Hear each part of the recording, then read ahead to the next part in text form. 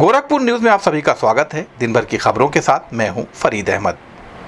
श्री राम जन्मोत्सव के उपलक्ष्य में गोवत्स सेवा दरबार के द्वारा जगन्नाथपुर दुर्गा मंदिर में भजन कीर्तन कार्यक्रम का आयोजन किया गया, जिसके संबंध में डॉक्टर स्वामी विनय ने बताया कि आज रामनवमी के अवसर पर भगवान राम का जन्मोत्सव धूमधाम से गोवत्स सेवा दरबार द्वारा मनाया जा रहा है। इसमें विवेकानंद सेवा संगठन के लोग भी बढ़ चढ़कर भाग ले रहे हैं। भगवान राम का जो सोच व आदर्श रहा है वो चीजें लोगों के अंदर देखने को नहीं मिल रही हैं। भगवान राम का क्या कार्य थे जिसका कारण भगवान राम मर्यादा पुरुषोत्तम हो गए, उनके सिद्धांत के कारण रामराज की कल्पना साकार हुई थी, उसको हम लोग पूरा करने का प्रयास कर रहे हैं। इस संबंध में गोरखपुर न्यूज से बात करते हुए डॉक्टर स्वामी विनय ने कहा, भगवान राम का जन्मोत्सव कार्यक्रम यहाँ पर श्री गोवत्स सेवा दरबार द्वारा किया जा रहा है। इसमें विवेकानंद सेवा मिशन के लोग और तमाम तरह के जो हिंदुवादी संगठन से लोग भी भाग ले रहे हैं। और आज हमारा मुख्य उद्देश्य है कि आज भगवान राम का जो आदर्श है, भगवान राम की जो सोच रही है, भगवान राम ने जिस मर्यादा का परिचय दिया है, उस मर्यादा को आज हमारे बीच में वो चीज़ें प्रस्तुत नहीं हो पा रही हैं। लोग राम के नाम को तो बहुत ज़्यादा ले रहे हैं, लेकिन राम के कार्य क्या थे, किस कारण भगवान राम मर्यादा पुरुषोत्तम हो गए और उनके किस सिद्धांत के कारण राम राज्य की कल्पना साकार हुई थी, उस सिद्धांत को श्री गोवत्स सेवा दरबार आज यहाँ पर प्रस्तुत करने का प्रयास कर रहा है। अभी यहाँ पर राम कथा का आयोजन करीब 45 मिनट होगा, जो राम के बारे में बताया जाएगा और उसके बाद भगवान का जन्म होगा, जन्म का सोहर होगा, आरती होगी और उसके बाद प्रसाद वितरण होगा। फिर कार्यक्रम 12 बजे 12:15 बजे कार्यक्रम समाप्त हो जाएगा। क्या नाम है आपका? मेरा नाम स्वामी डॉक्टर विनय। जनपद में चैत्र नवमी के अवसर पर गोलघर काली मंदिर में श्रद्धालुओं की लंबी कतार लगी रही, जिसके संबंध में विजय सैनी ने बताया कि मंदिर सुबह 4 बजे ही खुल गया था। सुबह से ही मां के दर्शन के लिए श्रद्धालुओं की लंबी लाइन लगी थी। श्रद्धालु बारी बारी से मंदिर में आ रहे हैं, मां को नारियल, पेड़ा, लड्डू व फूल चढ़ा रहे हैं और हाथ जोड़कर मां से प्रार्थना कर रहे हैं, जिससे उनका परिवार सुख व समृद्ध हो सके। इस संबंध में गोरखपुर न्यूज से बात करते हुए विजय सैनी ने कहा,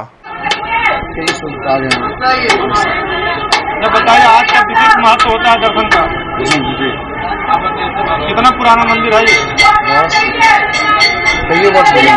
कहाँ से श्रद्धालु यहाँ पे आते हैं? बहुत दूर दूर से आते हैं श्रद्धालु। सुबह 3 बजे से आ रहे हैं श्रद्धालु यहाँ पर। इस तरह से दर्शन कराया जा रहा है जी। दर्शन किस प्रकार करवाया जा रहा है? दर्शन आ रहे हैं लोग, प्रसाद दे रहे हैं, चढ़ा रहे हैं, फूल माला, पूर्ववर्ती कपूती बाहर जलता है, नारियल अंदर टूटता है, प्रसाद चढ़ाए जा रहे हैं। क्या क्या चढ़ाया जाता है? प्रसाद में बाहर वो है, पेड़ा है, बाकी जो का है प्रसाद जो है माता जी का, यही सब है, फूल है। समाजवादी पार्टी के सुल्तानपुर के प्रत्याशी रामभुआल निषाद ने कहा कि सबसे पहले हम सपा के राष्ट्रीय अध्यक्ष अखिलेश यादव को धन्यवाद देते हैं, जिन्होंने मुझे प्रत्याशी बनाया है। सपा सुल्तानपुर से चुनाव जीतेगी। उन्होंने कहा, हमारे सामने कोई भी मजबूत प्रत्याशी नहीं है, क्योंकि लोग अब उनके सुख दुख में खड़े होने वाले प्रत्याशी को खोज रहे हैं। हमने मंत्री रहते हुए जनता के लिए काम किया है और आगे भी जनता के लिए काम करेंगे। वहां पर वर्तमान प्रत्याशी के खिलाफ माहौल खराब है। इस संबंध में गोरखपुर न्यूज से बात करते हुए सपा के सुल्तानपुर के लोकसभा प्रत्याशी रामभुआल निषाद ने कहा, सबसे पहले हम अपने राष्ट्रीय अध्यक्ष जी को धन्यवाद देते हैं कि हमको सुल्तानपुर से चुनाव लड़ाने के लिए आशीर्वाद दिया और समाजवादी पार्टी सुल्तानपुर से चुनाव जीतेगी। आपके सामने मेनका गांधी चुनाव लड़ रही हैं, उसको किस रूप में आप देखते हैं? हमारे सामने वो क्या लड़ेंगी, जैसे जब क्षेत्र में कभी आना नहीं, जीत के दिल्ली में जाके बैठ जाना, हमारा उनसे कोई मुकाबला नहीं। वहाँ हम चुनाव बहुत वोट से जीते हैं और लोग अब खोज रहे हैं कि उनके सुख दुख में साथ रहने वाला, उनके साथ खड़ा होने वाला, ज़रूरत से काम आने वाले व्यक्ति की तलाश कर रही है सुल्तानपुर की जनता। और हमने जनता के लिए हाजिर रहे हैं, मंत्री रहे, विधायक रहे, लेकिन जनता के लिए कोई कोर्स कसर नहीं छोड़े हैं, उनके सुख दुख के साथी रहें। और ये चीज़ फैल चुकी है, सब लोग जान चुके हैं कि ये ज़मीनी नेता है, लोगों के लिए संघर्ष करता है और भाजपा के जो प्रत्याशी हैं उनका संघर्षों का कोई इतिहास नहीं है। उनको लाभ मिला है, लोग भावुकता में आके वोट दिए थे, अब ऐसी कोई बात नहीं है। अब स्वतंत्र होकर अपना सुख दुख समझकर कि कहाँ मुझको सुख मिलेगा कहाँ दुख मिलेगा, तो ये भी देख लिए हैं। वहाँ क्षेत्र में भाजपा के प्रत्याशी के खिलाफ बहुत खराब माहौल बना है। संघ लोक सेवा आयोग ने यूपीएससी सिविल सेवा परीक्षा 2023 के अंतिम परिणाम जारी कर दिए हैं, जिसमें 1016 आवेदकों ने सफलता प्राप्त की है। यूपीएससी सिविल सेवा परीक्षा 2023 में शामिल हुए उम्मीदवार आयोग के आधिकारिक वेबसाइट पर जाकर रिजल्ट डाउनलोड कर सकते हैं। इस वर्ष यूपीएससी फाइनल रिजल्ट में आदित्य श्रीवास्तव ने टॉप किया है, दूसरे स्थान पर अमिनेश प्रधान रहे और तीसरे स्थान पर डोनूरू अनन्या रेड्डी ने जगह बनाई है। वहीं एसडीएम खजनी शिवम सिंह को 877वीं रैंक प्राप्त हुई है। शिवम सिंह रायबरेली के प्रगतिपुरम में रहने वाले राम नरेश सिंह के छोटे पुत्र हैं। एक बेहद साधारण परिवार में जन्मे शिवम सिंह ने अपनी काबिलियत और मेहनत के बल पर पहली ही बार में सूबे में पीसीएस परीक्षा 38वीं रैंक हासिल की थी और अब सिविल सर्विसेज परीक्षा में 877वीं रैंक हासिल कर आईएएस बनने का सपना पूरा किया है। वर्तमान में खजनी तहसील के उप जिलाधिकारी के पद पर ईमानदारी से अपनी सेवाएं दे रहे शिवम सिंह को सिविल सर्विस परीक्षा के अंतिम परिणामों के बाद 877वीं रैंक प्राप्त हुई है। तहसील सहित शुभचिंतकों और माता पिता ने इस पर प्रसन्नता व्यक्त की है। माता और पिता ने कहा कि बेटे की मेहनत रंग लाई है। उन्होंने कहा कि वे दिए गए दायित्वों का बखूबी से निर्वहन कर रहे हैं और आगे भी अपने दायित्वों का बखूबी निर्वहन करते रहेंगे। इस संबंध में गोरखपुर न्यूज से बात करते हुए शिवम सिंह ने कहा, यूपीएससी में रैंक लाने के लिए आपको बहुत बधाई हो सर। कितना चुनौतीपूर्ण था, क्योंकि आप एक एसडीएम रहते हुए भी इस परीक्षा में आपने सफलता हासिल की है।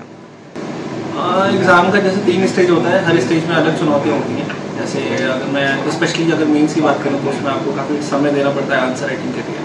उसके लिए मैं धन्यवाद देना चाहूँगा डीएम सर का और सारे उच्च अधिकारियों का जिन्होंने मुझे समय दिया प्रिपरेशन करने के लिए, और उसी की वजह से मैं रैंक ला पाया हूँ। और आगे भी मैं प्रिपरेशन करता रहूँगा, कोशिश करूँगा कि और बढ़िया रैंक के साथ सफल रहूँ, और यही मेरी कोशिश रहेगी। सर कितना घंटा तैयारी करते थे आप बच्चों के लिए, जो युवा तैयारी करें उनके लिए क्या संदेश देना चाहेंगे? घंटा तो मैं नहीं बता पाऊँगा घंटे के बेस पे, क्योंकि मैंने कभी घंटे के हिसाब से तैयारी नहीं की। बस मुझे जब भी समय मिलता था तो मैं कोशिश करता था कि 1 टॉपिक 2 टॉपिक कंप्लीट करके और उसमें टेस्ट दूँ, और तो मुझे टारगेट बेस्ड स्टडी ज़्यादा रहा है एज़ कम्पेयर टू कि कितने घंटे पढ़ाई करते हैं। सर देखा जाए आप यहाँ एसडीएम भी थे, तो इसमें गोरखपुर वासियों के लिए क्या कहना चाहेंगे? गोरखपुर वासियों के लिए मैं बहुत पहले तो धन्यवाद कहना चाहूँगा, और यही कहना चाहूँगा कि मैं आगे भी गोरखपुर की जनता को सर्व करता हूँ। अधिकारियों को कितना सपोर्ट मिला है सब चीज़ तैयारी? सबसे ज़्यादा सपोर्ट अधिकारियों का था, और स्पेशली डीएम सर का, एडीएम सर का, सारे हमेशा सपोर्ट रहे हैं, और मैं हमेशा उनको थैंक यू बोलूँगा। और आगे भी आने वाले समय में उनके डायरेक्शंस रहेंगे, निर्देश रहेंगे, उस पर खरा उतरने का। मुख्यमंत्री योगी आदित्यनाथ ने बासांती नवरात्रि के अवसर पर गोरखनाथ मंदिर में विधि विधान से कन्या पूजन किया। गोरखनाथ मंदिर के 9 भोजनालय में आयोजन कन्या पूजन कार्यक्रम में मुख्यमंत्री योगी आदित्यनाथ ने 9 कन्याओं का पांव पखार कर विधि विधान से पूजन किया। इसके बाद चुनरी ओढ़ाई, आरती उतारी, प्रसाद ग्रहण करवाया और दक्षिणा देकर आशीर्वाद प्राप्त किया। इसके साथ ही बटुक पूजन भी किया। मुख्यमंत्री स्वयं अपने हाथों से कन्याओं को भोजन करवाया। यह भी ध्यान रखा कि किसी के थाली में भोजन की कोई कमी न रहे। इस अवसर पर गोरखनाथ मंदिर के प्रधान पुजारी योगी कमलनाथ, द्वारिका तिवारी सहित अन्य लोग मौजूद रहे। इस संबंध में गोरखपुर न्यूज से बात करते हुए गोरक्ष पीठाधीश्वर एवं मुख्यमंत्री योगी आदित्यनाथ ने कहा, मित्रों, आज बासंतीय नवरात्रि की 9वीं तिथि है। जगतजननी मां भगवती के 9 दिनों तक शुक्ल पक्ष की प्रतिपदा से लेकर 9वीं तक पूजन और अनुष्ठान के उपरांत कुमारी कन्याओं के पूजन का कार्यक्रम अभी संपन्न हुआ है।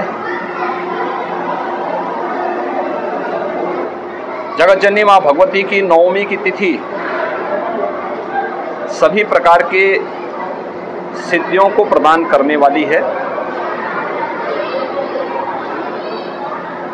प्रकृति से परमात्मा तक पूजन की चराचर जगत की अद्भुत जो परंपरा है, वर्ष में वासंतीय नवरात्रि और शारदीय नवरात्रि के रूप में प्रतिवर्ष आती है। इन 9 तिथियों में जगत जननी माँ भगवती के अलग अलग रूपों की पूजा होती है, अनुष्ठान होते हैं। मैं इस अवसर पर सबसे पहले प्रदेशवासियों को वासंतीय नवरात्रि की मंगल में शुभकामनाएं देता हूं। वासंतीय नवरात्रि की 9वीं तिथि मर्यादा पुरुषोत्तम प्रभु श्री राम के पावन जन्मदिन की भी तिथि है, यानी राम नवमी के रूप में ही यह तिथि विख्यात हो गई। हजारों वर्ष पहले अयोध्या के राजा महाराजा दशरथ के पुत्र के रूप में साक्षात सृष्टि के पालक विष्णु ने अवतार लेकर के धर्म, सत्य और न्याय की स्थापना इस जगत में किया था।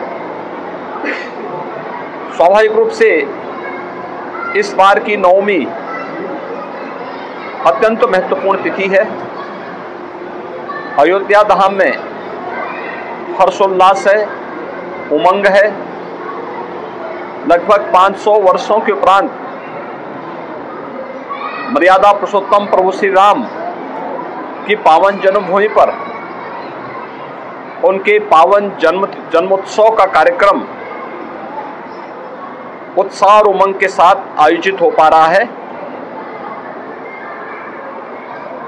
रामनवमी की भी इस पावन अवसर पर सभी सनातन धर्मावलंबियों को, प्रदेशवासियों को मैं हृदय से बधाई देता हूं। मर्यादा पुरुषोत्तम प्रभु श्री राम धर्म के साक्षात प्रतीक हैं। ये मर्यादा के आदर्श परमात्मा स्वरूप परम पुरुष हैं। उनका जन्मोत्सव समाज को, प्रत्येक सनातन धर्मावलंबी को एक नई प्रेरणा प्रदान करता है।